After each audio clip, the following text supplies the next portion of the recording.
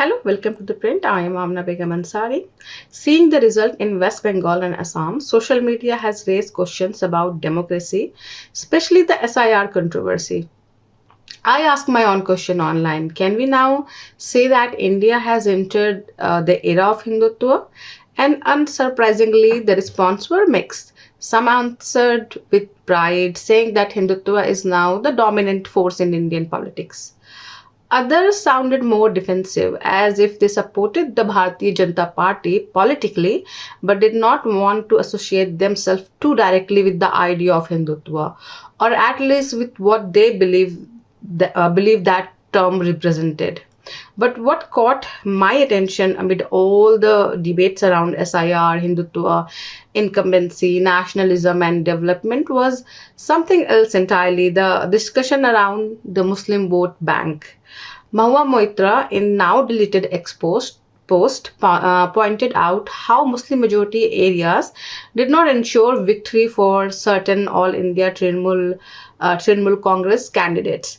And to be fair, I understand where that sentiment comes from. It reflects a feeling of political betrayal, but it also made me pause.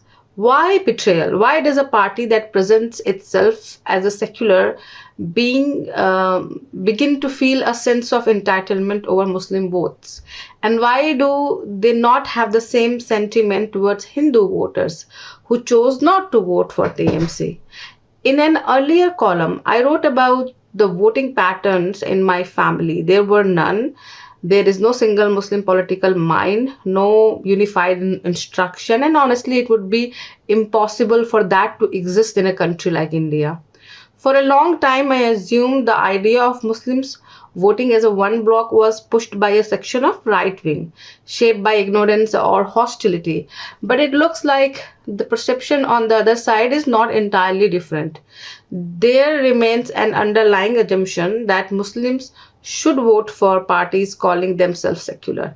Not because individual Muslim may genuinely believe in those values, but because those votes are somehow expected to belong there, even when there are more options and candidates contesting for the same space. It also says something deeper about how secularism itself is understood in India. There is a common idea that secularism mainly exists to protect minorities.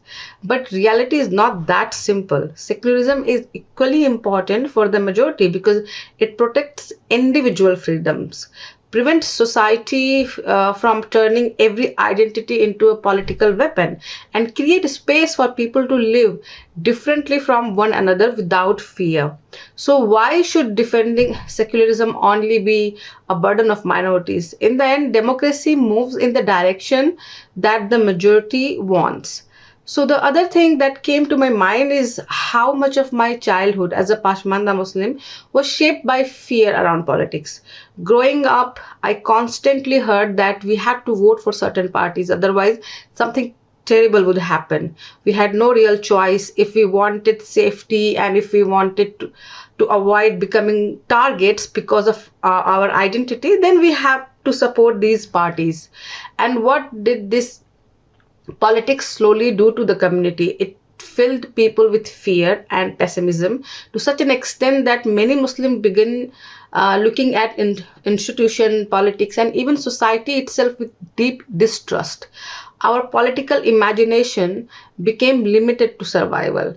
Every election used to become a battle against some larger monster. Any form of change or reform is immediately framed as an attack on the community. Dissenting voices within were not allowed to exist. There was no concept of accountability. We were told not to ask too much from the leaders we voted for because, after all, they were supposedly giving us protection. But now what? The very political force we were told to fear is now in power in many parts of the country. So where does the community go from here? Do we finally begin asking different questions? How to strengthen the community within the constitution framework? How to improve education and opportunity? How to build confidence rather than permanent anxiety? How to choose to vote for more than fear? It increasingly feels like Leaders such as Asaduddin Owaisi are comfortable with the politics of fear continuing. His recent statements seem to suggest that Muslims should rally behind their own communities' leaders rather than look elsewhere politically. And of course, for elite Muslim leaders, such a politics can become very convenient. If identity alone becomes the main qualification, then accountability slowly disappear from the conversation. Look at Hyderabad. Despite decades of AIMM leadership, large section of Muslims there reportedly continue to live below the poverty line. So what Owaisi is doing for the Muslim then? Perhaps this is the moment when the community needs to pause and rethink its political imagination altogether. Fear alone cannot remain the foundation forever.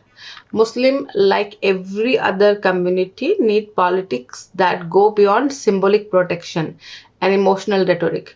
Questions around education, economic upliftment, institution representation within the constitutional framework, internal reform, and accountability cannot always remain secondary.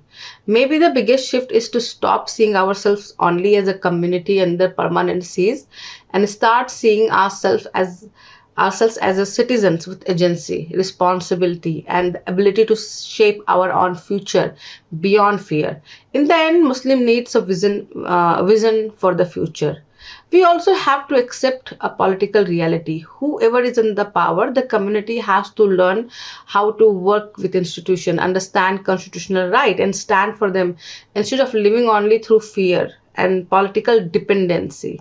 At the same time, the Bharatiya Janata Party also needs to understand that a country like India cannot function by politically excluding entire communities. Statement like those made by BJP Suvendra Adhikari that he will work only for Hindus because only Hindus voted for him may sound politically useful in the moment, but such rhetoric ultimately weakens the idea of shared nation. So election can be won like this, but nations are not built this way.